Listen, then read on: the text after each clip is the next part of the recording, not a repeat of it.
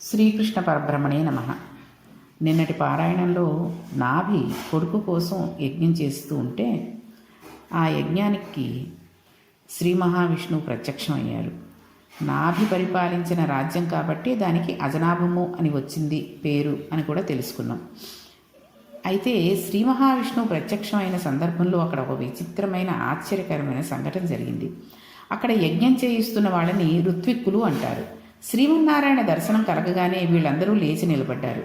నాభి కూడా లేచి నిలబడ్డాడు. నిలబడి అన్నాడు, స్వామి, నీవు పరాత్పరుడువు, నీకు ఆది అంతములు లేవు, సృష్టి స్థితి లయ ఈ మూడింటినీ చేసిన వాడివి నీవే. అటువంటి నిన్ను వర్ణించడానికి వాక్కు సరిపోదు. వాక్కు ఒక పరిచ్ఛిన్నమైన స్వరూపము.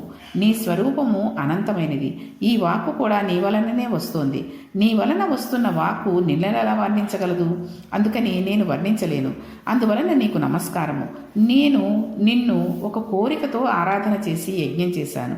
నీవు ప్రత్యక్షం అయినప్పుడు నిన్ను మోక్షం అడగడం మానివేసి ఒక కొడుకును ప్రసాదించమని అడగడం ఒక ధనికుడిని దోసెడు ఊకను దానం చేయమని అడగడంతో సమానం. అయినా నేను అదే అడుగుతాను అన్నాడు. గృహస్థాశ్రమం పట్ల నాభికి ఉన్న గౌరవం అటువంటిది. తను ఒక కొడుకును కంటే తప్ప పితృరుణం నుండి తాను విముక్తుడు కాడు. కానీ ఆ కొడుకు తనను ఉద్ధరించే కొడుకు కావాలి. అటువంటి కొడుకును పొందాలని అనుకున్నాడు. శ్రీ మహావిష్ణువు ప్రత్యక్షమై అల్పాయుర్దాయం ఉన్న ఉత్తముడు కావాలా లేక దీర్ఘాయుర్దాయం ఉన్న మహాపాపి కావాలా అని అడిగాడు. అప్పుడు నాభి ఒక తెలివైన పని చేశాడు. నాభి అన్నాడు, ఈశ్వర, నీకు ఒక లక్షణం ఉన్నది. నేను చేసిన యజ్ఞమునకు ప్రీతి చెంది నీవు కనబడ్డావని నేను అనుకోవడం లేదు. ఆ మాట నేను అంటే దోషం. ఎందుకో తెలుసా? నీ యందు ఒక గుణం ఉంది. పరమ భక్తితో పరమ ప్రీతితో ఒక నీటి చుక్క నీకు ధారపోస్తే నీవు లొంగిపోతావు. ఒక తులసి దళాన్ని నీకు అర్పిస్తే నీవు లొంగిపోతావు. ఇది నిజం. వరాహ పురాణంలో ఈశ్వరుడు ప్రతిజ్ఞ చేశాడు, పరమ భక్తితో ఒక్క తులసి దళాన్ని ఎవరైతే నా పాదముల మీద వేస్తున్నారో వారికి నేను లొంగిపోతున్నాను అని చెప్పారు. నువ్వు భక్తికి లొంగే స్వభావం ఉన్నవాడివి. భక్తికి వసుడవు అవుతావు. నా యందు ఉన్న భక్తికి నీచే ప్రచోదనం చేసి నాకు దర్శనం ఇచ్చి నన్ను ఉద్ధరించావు. ఇంతగా భక్తికి లొంగేవాడివి కాబట్టి నిన్నొక కోరిక కోరుతున్నాను. నీలాంటి కొడుకును నాకు ఒకటిని ప్రసాదించవలసింది అని కోరాడు. అప్పుడు అక్కడ ఉన్న ఋత్విక్కులు ఈశ్వరుడు ఇలా ఇవ్వగలిగేవాడు ఈశ్వరుడే అని అన్నారు. అప్పుడు శ్రీ మహావిష్ణువు, నీవు ఇటువంటి స్తోత్రం చేసినందుకు లొంగాలో, ఈ ఋత్విక్కులు నీవు అలా అడుగుతున్నప్పుడు తదాస్తు అని అన్నందుకు లొక్కాలో, ఏమైనా నేను నీకు లొంగవలసిందే. కానీ చాలా గొప్ప కోరిక కోరావు. ఈ మునులు అన్నమాటికి నేను ఇప్పుడు లొంగాలి. నీ కోరిక తీర్చడానికి నేనేమీ సందేహించడం లేదు. కానీ నేనే ఒకటి ఆలోచిస్తున్నాను. ఊర్ధ్వలోకాలలో కానీ అధోలోకాలలో కానీ భూమి మీద కానీ నాతో సమానమైన వాడు వేరొకడు లేడు. కాబట్టి ఇప్పుడు మీరు తథాస్తు అన్నందుకు, ఆయన కోరినందుకు నేనే పుట్టాలి. కాబట్టి బ్రహ్మవాక్కుకి ఈయన భక్తికి లొంగాను అన్నాడు. ఆయన లొంగడానికి గుర్తు శృతి ఒక మాటలో చెప్తుంది, అజాయమానో బహుధా విజాయతే. ఆయనకు జన్మ లేదు. జన్మనెత్తవలసిన అవసరం ఆయనకు లేదు. ఆయన ద్యుతి, కాంతి అయి, జ్ఞానమై, భాషయై అంతటా ఉంటాడు. నేను ముందు నాభి తినే ఆహారంలోంచి నాభిలోకి పెడతాను. నాభి జీర్ణించుకున్న తర్వాత నాభి వీరకణములను ఆశ్రయిస్తాను. నాభి తేజస్సుగా నాభిలోంచి నాభి భార్య అయిన మేరుదేవిలోకి పెడతాను. మీరు తథాస్తు అన్నందుకు 10 నెలల పాటు గర్భస్థమునందు అంధకారంలో పడి ఉంటాను. నాభి కుమారుడినని అనిపించుకుని మేరుదేవి కడుపులోంచి ప్రసవమును పొంది పైకి వస్తాను. నీకు ఇంత లొంగుతున్నాను, వరం ఇచ్చాను అన్నాడు.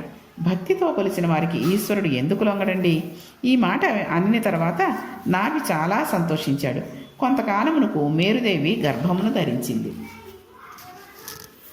మనం సాధారణంగా ఒక మాట చెప్తూ ఉంటాం, నల్లగా ఉంటే శ్రీమన్నారాయణుడు, తెల్లగా ఉంటే పరమశివుడు అని అంటూ ఉంటాం. రంగా లేక తత్వమా ప్రధానం? ఇప్పుడు వచ్చినవాడు తెల్లగా వచ్చాడు, నల్లటివాడు నేను పుడతాను అని వరం ఇచ్చాడు. ఈ ఈశ్వరుడు తెల్లగా ఉంటాడు, నారాయణుడు నల్లగా ఉంటాడు అన్నది మనం చాలా గుళ్ళలో చూడండి. శివుడిని నీలం వర్ణంలో వేసేస్తూ ఉంటారు రంగులు. అలాగే శ్రీమన్నారాయణుడికి కూడా నీలమే వేసేస్తూ ఉంటారు, నలుపు వేయకుండాను. నలుపు అంటే మరీ నలుపు కాకుండా కొంచెం సిమెంట్ రంగులాగా అలా వచ్చేటట్టు వేయచ్చు. అయితే ఇంకా శివుడు మాత్రం చాలా తెల్లగా ఉంటాడు. ఆయన అంత తెల్లగా ఉంటాడు కాబట్టే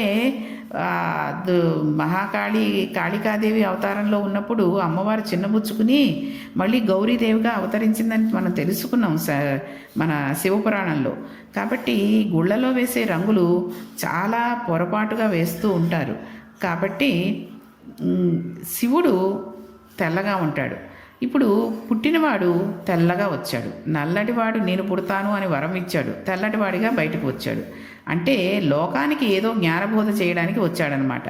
అన్ని రంగులు తెలుపులోంచి పైకి వచ్చి మరల తెలుపులోకి వెళ్ళిపోతాయి. అంటే సృష్టి ఎందులోంచి వచ్చి ఎందులోకి వెళ్ళిపోతుందో చెప్పే మహాజ్ఞానిగా రాబోతున్నాడు. దానివలన తనను కొడుకుగా కావాలని అడిగినందుకు పైన వంశం అంతా తరించిపోవాలి. జ్ఞాని పుట్టుక చేతనే కూడా 7 తరాలు తరిస్తాయి. అందుకని ఇప్పుడు తెల్లటివాడిగా వచ్చాడు. ఆ పిల్లవాడిని చూసి మురిసిపోయి నాభి కొడుక్కి వృషభుడు అని పేరు పెట్టుకున్నాడు. ఋషభుడు బాహ్య పూజ చేసేవాడు కాదు, అంతర్మనదు విశేషమైన యోగమును అనుసంధానం చేస్తూ ఉండేవాడు. అనేన ఇజ్యతే ఇది యోగ అని ఒక వ్యుత్పత్తి, ఒకటిలోకి అన్నిటినీ తెచ్చే లోపల సమాధి యందు దర్శనం చేయడం అని అర్థం. ఋషభుడు బాహ్యకర్మలు చేయడం లేదని ఇంద్రునికి కోపం వచ్చి వర్షం కురిపించడం ఆపేశాడు. మన రాజ్యంలో వర్షం కురవడం లేదు, క్షామం వచ్చేటట్టుగా ఉంది అని తండ్రి వెళ్ళి కుమారుని వద్ద బాధపడ్డాడు. అప్పుడు ఋషభుడు ఒక నవ్వు నవ్వి తన యోగ బలంతో మేఘములను సృష్టించి తన రాజ్యం ఎంతవరకు ఉన్నదో అంతవరకు వర్షాలను కురిపించాడు. దాని చేత ఎక్కడ చూసినా పంటలు పండి సస్యశ్యామలమైపోయి నాభి పరమ సంతోషంగా ఉండేటట్లుగా ఈ ఋషభుడు ప్రవర్తించాడు. ఋషభుడు లాంటి కొడుకు పుట్టాడు అంటే చాలా మంది పరమ సంతోషాన్ని పొందుతూ ఉంటారు. అయితే ఋషభుడికి పట్టాభిషేకం చేసి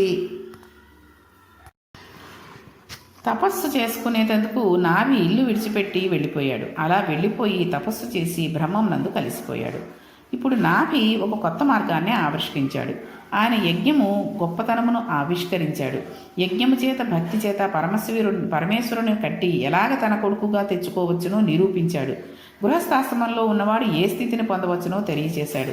ఆయన భగవంతుడిని మోక్షం ఇమ్మని అడగలేదు. ఋషభుడిని కొడుకుగా పొంది వైరాగ్య సంపత్తి చేత తాను మోక్షాన్ని పొందాడు. ఇది నాభి వృత్తాంతం. ఋషభుడు చాలా కాలం రాజ్యం చేశాడు. కొన్ని వేల సంవత్సరములు రాజ్యం చేసి ఆయన కూడా వివాహం చేసుకున్నాడు. తర్వాత తన కుమారులను పిలిచి రాజ్యం అప్పచెప్పి వృద్ధుడై వెళ్ళిపోయే ముందు పిల్లలను పిలిచి ఒక మాట చెప్పాడు. వృషభుడి చరిత్ర వింటున్న వారికి, చదువుతున్న వారికి సాక్షాత్తుగా శ్రీ మహావిష్ణువు అనుగ్రహం కలుగుతుంది అని పెద్దలు చెప్తున్నారు.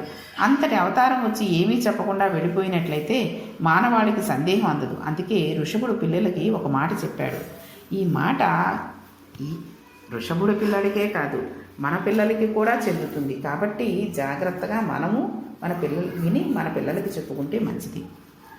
కుక్కని సాధారణంగా పవిత్రమైన ప్రదేశంలోకి రానివ్వరు. జ్ఞాని దృష్టిలో కుక్క అయినా ఒకటే, ఇంకొకటైనా ఒకటే. అందుకని కాదు, దాని దేహం స్థితి చేత అది ఎక్కడైనా ఇంటిలోనికి కానీ దేవాలయంలోకి కానీ ప్రవేశిస్తే దేవతలు ఆ రోజున నివేదన స్వీకరించరు. అందుకనే కుక్కను ఒకదానినే చీత్కారం చేస్తాం.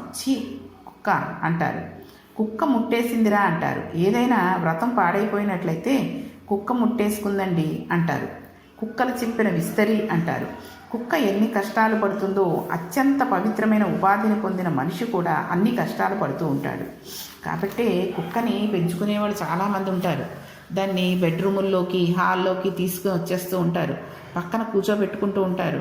కర్మగాలి ఏ చుట్టమైనా వచ్చాడనుకోండి, ఆ కుక్క గురించి ఒక గంట సేపు అది ఇలా చేస్తుంది, చూడండి ఎలా ఉంటుందో, ఎలా తోకూపుతుందో, ఎలా కూర్చుందో, సిట్ అంటే కూర్చుంటుంది, స్టాండ్ అంటే నుంచుంటుంది, ఇవన్నీ చెబుతూ ఉంటారు. ఆ కుక్క పురాణం ఒక అరగంట తింటేనే కానీ వాడికి మళ్ళీ తిండి పెట్టరు, ఏదైనా తాగడానికి ఇవ్వరు. ఇక కొంతమంది బెడ్రూమ్లో తీసుకెళ్ళిపోయి పక్కనే పడుకోబెట్టుకుంటూ ఉంటారు.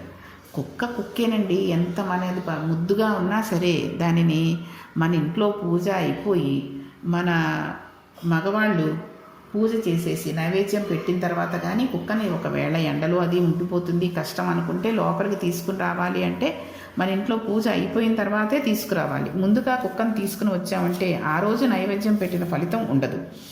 కాబట్టి ఉపాధిని పొందిన మనిషి కూడా కుక్క పట్ట కష్టాలు పడుతున్నాడు. దేనివల్లనో తెలుసా? ఈశ్వరుని వల్ల కాదు, కేవలం కామం చేత అన్ని కష్టాలు పడుతున్నాడు. కామము అంటే కేవలం స్త్రీ పురుష సంబంధమైన గ్రామ్య సుఖము మాత్రమే కాదు. కామము అంటే కోరిక. కోరికకు ఒక లక్షణం ఉంటుంది. అది లోపల అంధత్వాన్ని ఏర్పరుస్తుంది.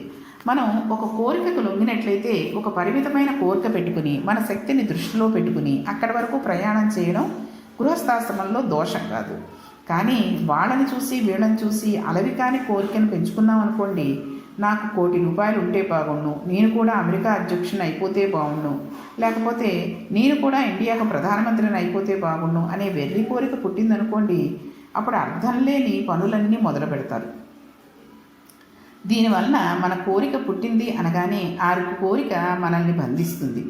అది మనల్ని తిప్పడం మొదలు పెడుతుంటుంది. ఆ కోరిక తీరడానికి డబ్బులు కావాలి, డబ్బుల కోసం తిరగడం మొదలు పెట్టాలి. అప్పుడు ధర్మం గాడి తప్పవచ్చు. ఆ ధర్మంలోకి మనం వెళ్లకుండా అధర్మంలోకి వెళ్ళిపోవచ్చు. లేదా ఉండవలసిన దానికన్నా అనవసరమైన దానికి తిరగడంలో మనం చేయవలసిన ఈశ్వరాధన మనం వదులుకోవచ్చు. కాబట్టి కోరికలు మనల్ని బంధించి వేసి కళ్ళలో ధూళి పోసి కనపడకుండా చేస్తాయి. అప్పుడు మనిషి కుక్క కన్నా హీనమైపోతాడు. అప్పుడు అందరూ వానిని ఎందుకండి వానికి అన్ని కోరికలు, ఆ కోరికల వల్లనే అతను పాడైపోయాడు అంటారు. కాబట్టి కామన చేత కుక్క స్థాయికి దిగిసారిపోయి అందరి చేత చీ అనిపించుకుంటాం. అందుకనే కామాన్ని మనం అదుపు చేసుకోవాలి. ఈ కోరిక అవసరమా అని ఒక ప్రశ్న వేసుకోవాలి. అవసరమే, ఇది చాలా అవసరం అని మనకు అనిపిస్తేనే చెయ్యాలి. చూడండి, చాలామంది ఉన్న చీరల్ని మళ్ళీ కొనుక్కోవడం, ఉన్న బట్టలనే కొనుక్కోవడం, ఉన్న ఫోన్లనే కొనుక్కోవడం, ఉన్న డైనింగ్ టేబుల్ని తీసేసి కొత్త డైనింగ్ టేబుల్ అది వాడే ఇంట్లో ఉంది, మన ఇంట్లోనూ ఉండాలి అని కోరుకోవడం, అది కొనేసుకోవడం, బజార్కి వెళ్ళి వెంటనే తెచ్చేసుకోవడం, ఈ వాచ్లు, సెల్ ఫోన్లు, ఇయర్ ఫోన్లని, ల్యాప్టాప్లని, ఎవరో పక్కవాడికి ఇంకోటి ఉంది అంటే మన దగ్గర ఉన్నా అది పనిచేస్తున్నా కూడా తీసుకెళ్ళిపోయి వాడికి ఇచ్చేసి ఓ 500 600 వాడిస్తే తీసుకుని ఓ 25,000 మళ్ళీ వాడికి ఇచ్చి ఎదురిచ్చి తీసుకోవడం, ఇలాంటివి చేస్తూ ఉంటారు. అది అవసరం ఏముంది? మనకున్న దానితో సంతృప్తి పడి అది పనిచేస్తోంది కదా, మనం పనిచేస్తున్నప్పుడు దానిని చక్కగా ఉపయోగించుకుంటూ ఎవరికో ఏదో ఉంది అని అంటే కంటే మనకున్నది మనం చూసుకుని మనకంటే తక్కువ వాళ్ళు చాలామంది ఉన్నారు అనుకుని కనుక మనం గ్రహిస్తే సంసారాలన్నీ ఎంతో బాగుంటాయి. కాబట్టి ఈ ఋషభుడు ఇంకా పిల్లాడివాడికి ఏ రకంగా చెబుతున్నాడు, ఇంకా ఏమేమి ముఖ్యమైన విషయాలు చెప్పాడు, ఈ విషయాలన్నీ తెలుసుకుని మన పిల్లలకి మనం ఏ విధంగా చెప్పాలి అనే విషయాన్ని రేపటి పారాయణంలో మళ్ళీ కొనసాగిద్దాం. శ్రీకృష్ణ పరబ్రహ్మణే నమః.